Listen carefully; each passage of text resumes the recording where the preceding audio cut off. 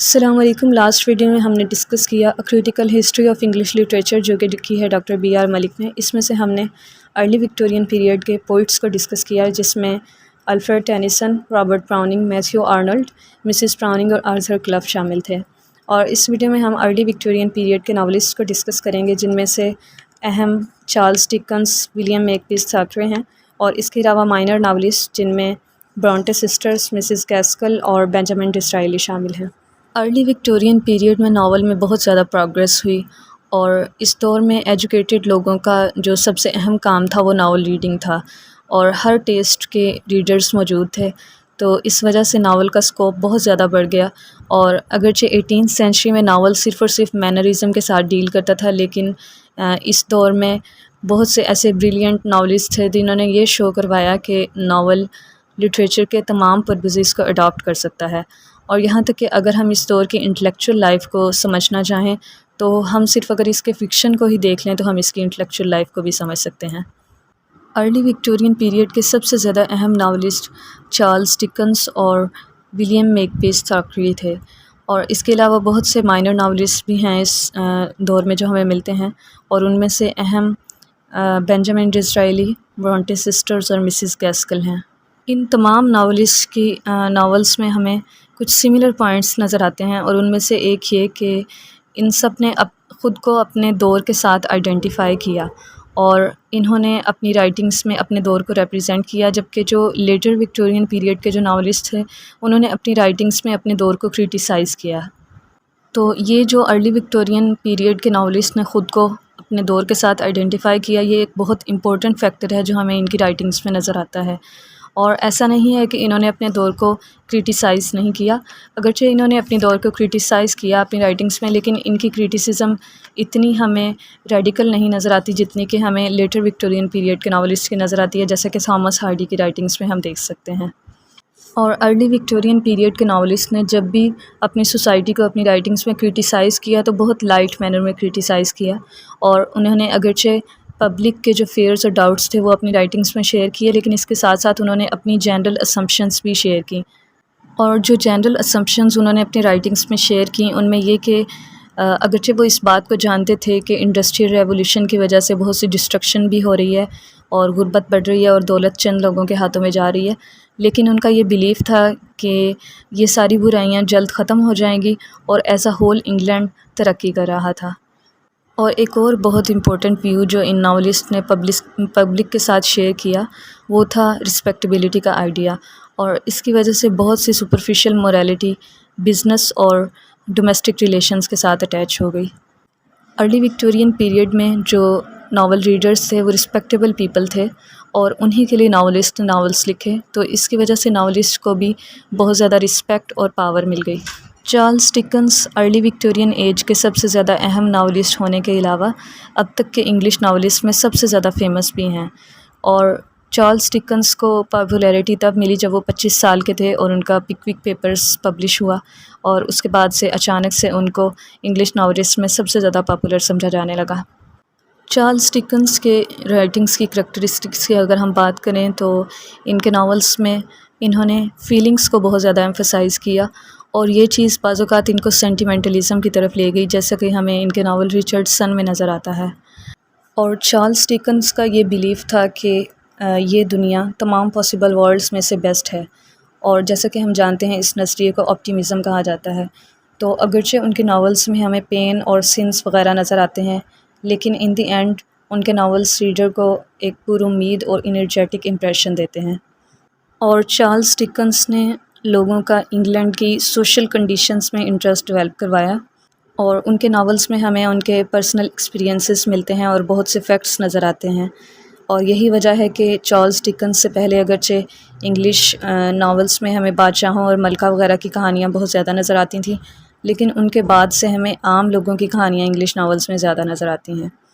اور Victorian age میں جو ہیومینیٹیرین موومنٹ تھی اس کو چارلس ڈکنس نے اپنے ناولس میں بہت زیادہ ریپرزینٹ کیا، اور ان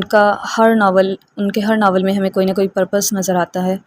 اور انہوں نے اپنے ناولس کے ذریعے اس دور کے کمزور اور دبے ہوئے لوگوں کے حقوق کے بارے میں بات کی، اور انہوں نے اپنے ہر ناول میں اس سوسائٹی میں پائی جانے والے جو برائیاں تھیں ان کو اٹیک کیا۔ تو اس وجہ سے ہم یہ کہہ سکتے ہیں کہ ان کے ناولس میں سب سے زیادہ اہم چیز ہیومینیٹیرینزم ہے، اور ان کو ان کے دور کا سب سے بڑا ریفارمر بھی کہا جا سکتا ہے۔ ارلی وکٹورین پیریڈ میں جو دوسرے اہم ناولسٹ ہیں وہ ہیں ولیم میکپیس تھاکرے۔ اور تھاکرے اور ڈکنس میں فرق یہ تھا کہ ڈکنس بہت زیادہ پور فیملی سے بلانگ کرتے تھے اور انہیں معاشی طور پر بہت زیادہ اسٹرگل کرنی پڑی، لیکن تھاکرے کے پیرنٹس رچ تھے اور انہیں وراثت میں بہت سی دولت ملی، اور معاشی طور پر وہ ہمیں بہت خوشحال نظر آتے ہیں۔ لیکن اس کے باوجود ڈکنس کی رائٹنگز میں ہمیں لائف کے بارے میں ایک آپٹیمسٹک اور انرجیٹک ویو نظر آتا ہے، جبکہ تھاکرے کی رائٹنگز میں ہمیں ورلڈ کے بارے میں تلخ چیزیں نظر آتی ہیں۔ اور ان دونوں کی رائٹنگز میں یہ فرق اس وجہ سے تھا کہ ڈکنس ایک رومانٹک اور ایموشنل پرسن تھے، اور انہوں نے اپنی امیجنیشن کو اپنی رائٹنگز میں ریپرزینٹ کیا، جبکہ تھاکرے ایک ریئلسٹ تھے اور انہوں نے اپنی آبزرویشن کو اپنی رائٹنگز میں ریپرزینٹ کیا۔ اور ڈکنس کی رائٹنگز میں ہمیں مڈل کلاس کے لوگ زیادہ نظر آتے ہیں، جبکہ تھاکرے کی رائٹنگز میں ہمیں اپر کلاس یا ایلیٹ کلاس کے لوگ نظر آتے ہیں۔ تو اس طرح سے اگر ہم ان دونوں کے ناولز کا کمپیریزن کریں تو ہمیں ارلی وکٹورین پیریڈ میں جتنی بھی انگلش سوسائٹی میں کلاسز پائی جاتی تھیں ان سب کی ایک ٹرو پکچر ہمارے سامنے آ جاتی ہے۔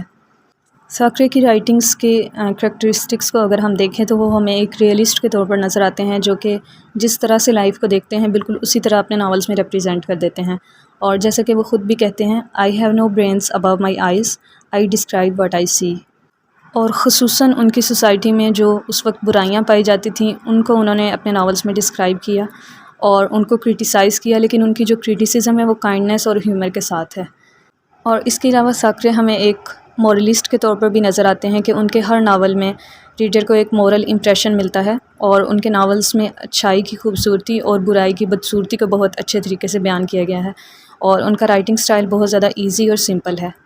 اور ناولسٹ کے طور پر تھاکرے کی جو سب سے اہم کوالٹی ہے وہ ان کا لیونگ کریکٹرز کو کریٹ کرنا ہے، اور اس لحاظ سے وہ انگلش ناولسٹ میں سب سے زیادہ اہم سمجھے جاتے ہیں کہ انہوں نے اپنے ناولز میں ایسے کریکٹرز لکھے ہیں کہ جو لائف کا عکس نہیں بلکہ بالکل لائف کو ہی ایگزیکٹلی ریپرزینٹ کرتے نظر آتے ہیں۔ تھاکرے کی اگر ہم پاپولیرٹی کو دیکھیں تو جب ان کا ناول 1846 میں وینٹی فیئر پبلش ہوا تو اس کے بعد سے ان کو انگلش ریڈنگ پبلک کی طرف سے بہت زیادہ اٹینشن ملی، اور انہیں انگلش لٹریچر میں ایک سٹار کے طور پر جانا جانے لگا۔ اس کے بعد 1852 میں ان کا ایک ہسٹوریکل ناول ہنری اسمنڈ پبلش ہوا، اور اس میں تھاکرے نے کوئین اینی کے دور کو بہت اچھے طریقے سے ریپرزینٹ کیا تھا۔ اور اس کے بعد ان کا ناول نیو کمز پبلش ہوا، جو کہ کچھ کرٹکس کے اکارڈنگ ان کا سب سے زیادہ بہترین ناول ہے۔ ان تمام ناولز میں تھاکرے نے لائف کو بہت زیادہ ریئلسٹک مینر میں ریپرزینٹ کیا، اور ان کے ناولز میں ہر ایکٹ اور ہر سین ریئل ہونے کے ساتھ ساتھ لٹریچر کی جو ضروریات ہیں ان کو بھی پورا کرتا ہے، اور اسی وجہ سے تھاکرے کو ایک گریٹ ناولسٹ کے طور پر جانا جاتا ہے۔ یہ تھے ارلی وکٹورین پیریڈ کے اہم ناولسٹ، اور اس کے علاوہ ارلی وکٹورین پیریڈ میں بہت سے مائنر ناولسٹ بھی تھے، جن میں سے ہم بینجامن ڈزرائیلی، برونٹے سسٹرز اور مسز گیسکل کو ڈسکس کریں گے۔ بینجامن ڈزرائیلی جو کہ ایک پولیٹیشین تھے اور بعد میں انگلینڈ کے پرائم منسٹر بھی بنے، انہوں نے کوئین وکٹوریہ کے دور میں جو انگلش پولیٹکس میں موومنٹس تھیں ان سب کو اپنی رائٹنگز میں بہت اچھے سے ریپرزینٹ کیا ہے۔ اور ڈزرائیلی وہ پہلے شخص تھے جنہوں نے اس چیز کی طرف پوائنٹ آؤٹ کیا کہ ورکنگ کلاس میں جو میزریبل لوگ ہیں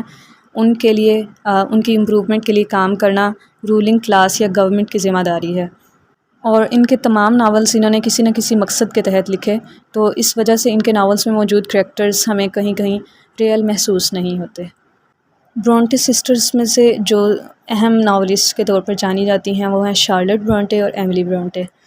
اور شارلٹ برونٹے نے اپنے ناولز میں اسٹرانگ رومانٹک پیشنز کو ڈپکٹ کیا جو کہ ڈکنس اور تھاکرے نے اوائڈ کیے تھے، اور ان کا جو سب سے زیادہ اہم ناول ہے وہ ہے جین آئر، اور اس کے علاوہ ان کے ناولز میں دا پروفیسر، ویلٹ اور شرلی موجود ہیں، اور ان تمام ناولز میں ہمیں بہت زیادہ آئرنی نظر آتی ہے اور ان کی ایکوریٹ آبزرویشن نظر آتی ہے۔